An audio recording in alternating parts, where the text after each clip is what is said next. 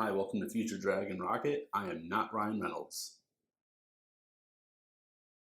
All right, so this is going to be my review reaction to Wakanda Forever, Black Panther's 2 sequel. It opens up really with a tearjerker. The whole movie is really such a tearjerker. Bring your tissues when you watch this because beginning, middle, end, it's just a tearjerker of a movie, the whole thing. But very well done. Um, it is a really good sequel with lots of surprises besides being a tearjerker. But um, opening scene kind of answers the question right away, like what happened to Chadwick Boseman's character, T'Challa, the Black Panther, because Chadwick Boseman passed away in real life. And so on screen, his sister, Shuri, is trying to cure whatever unknown disease he has. So they treat it kind of very much like what happened in real life. He passed away from a disease. So his character in the movie passed away from a disease as well. Shuri can't recreate the heart-shaped herb that was destroyed in the last movie in order to save her brother, and that was really emotional opening. And then you see the Marvel logos across the screen, all in purple, all with Chadwick Boseman, all with Black Panther. In a moment of silence, no Marvel theme music, no other theme music, completely quiet theater I was in. No one was making a peep during that opening Marvel logo scene. Very well done. And we got our first introduction to Namor out at sea. And basically, like the Americans are, or the CIA is trying to find vibranium around the world. And an American scientist has created a vibranium detector. It's supposed to be like completely undetectable by metal detectors or anything else, but an American scientist um, who, at first it's like, man, who's this mysterious American scientist who's created this vibranium detector? Is it Norman Osborn? Is it Dr. Doom? Like, who is it? Turns out it's Riri Williams at MIT up in Boston, Massachusetts. Um, so that was a really cool little introduction to Riri Williams, who is Ironheart, getting her own series on Disney Plus, Ironheart, this coming year, 2023. But the music was so good. It's not talked about enough, but the best music really is in that first sea battle where you don't really see Namor on screen, but there's a fight.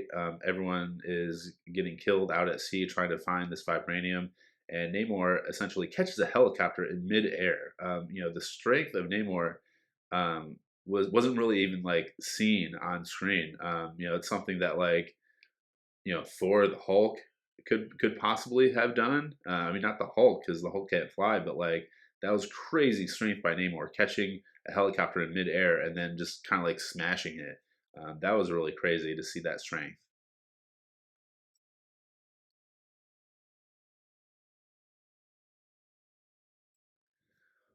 Biggest surprise of the movie that I did not expect was Val. I didn't expect Val to be in this movie. Um, We've seen her in Black Widow. We've seen her in Falcon and the Winter Soldier. It's kind of known that she's going to be in the Thunderbolts movie next year. I think it's actually 2024, not next year. But Val, and also a shocker, a surprise that Val is the ex-husband of Ross, who is one of the only white boys in the Black Panther movie. And really cool little Easter egg, like we finally get the word mutant in the MCU because we've heard the word mutation in the Disney Plus series Ms. Marvel. That was in the very last episode, episode 6. Her friend Bruno says that there's some sort of mutation in her DNA.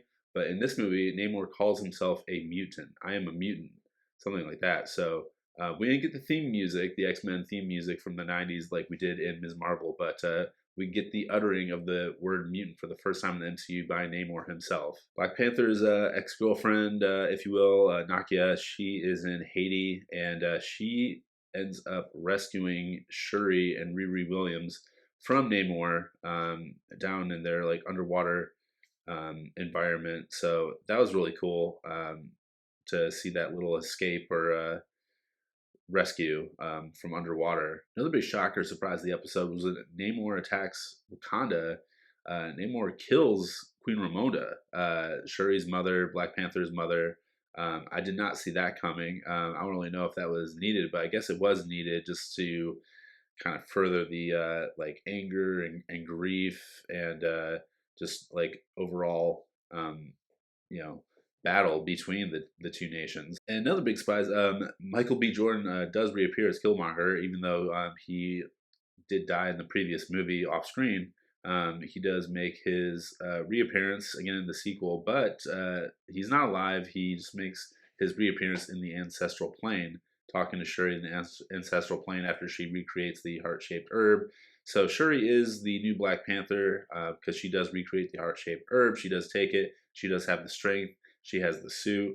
Um, Mbaku does kind of like challenge her to like a little strength test just to like make sure like the heart shaped herb like did give her that proper strength, I guess. And it was a pretty epic final sea battle between Namor's army and Wakanda out at sea. They basically take like Namor like into like an oxygen deprivation tank, if you will, and then to like a desert area so like he can't get his strength from the water like normal. But Shuri as the Black Panther ends up beating Namor, and she shows him mercy, just like her brother T'Challa showed Zemo mercy at the end of Civil War, um, and that was a really good like ending. I really didn't know like which way it was going to go, how they were going to defeat him, like who was kind of going to come out on top, and Shuri shows Namor mercy, and they're kind of at the will of Wakanda now. So it's going forward kind of like, okay, we know like the surface dwellers, the colonizers are eventually probably going to attack Wakanda. When they do, I know you want to fight them.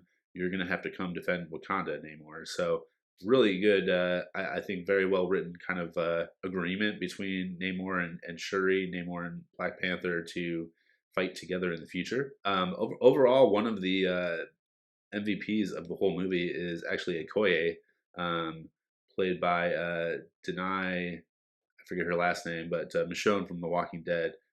She's all over this movie from start to finish, even though so Okoye gets kicked out of the Dora Milaje by Queen Ramonda, and she kind of disappears at first, but Shuri gives her a new suit, which is not not a good looking Black Panther suit. It's called like the Midnight Special or something. Who knows? But it's like it's all bright blue and yellow, not very stylish. And she ends up showing up in the final battle. She ends up showing up to save Ross because Ross has been arrested by the CIA for treason.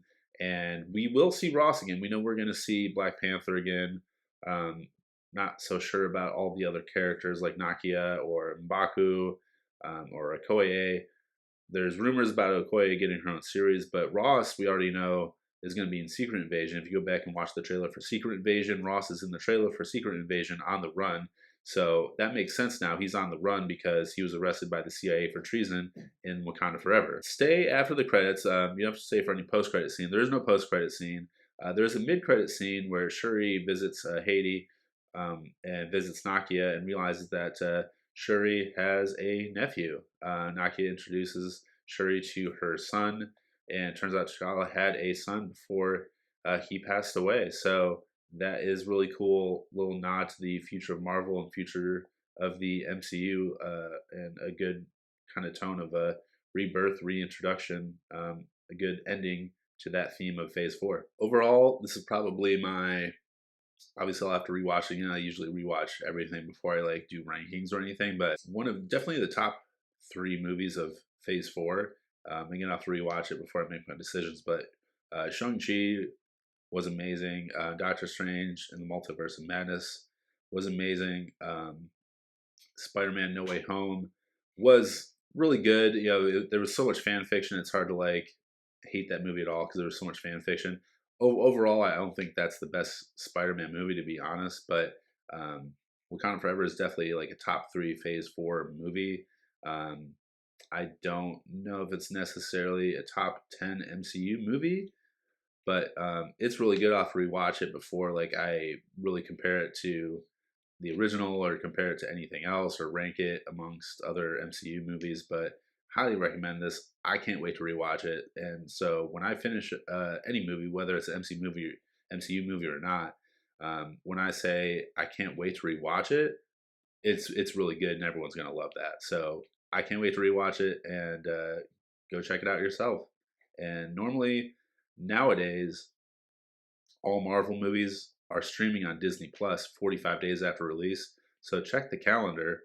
That's the day after Christmas, which is great because the day after Christmas, like December 26th and up until New Year's, no one's doing anything. Everyone's just sitting around doing nothing. So perfect like release day at Disney Plus for Wakanda Forever, December 26th. Thanks so much for watching Future Dragon Rocket. Subscribe down below, share on social media. See you next time.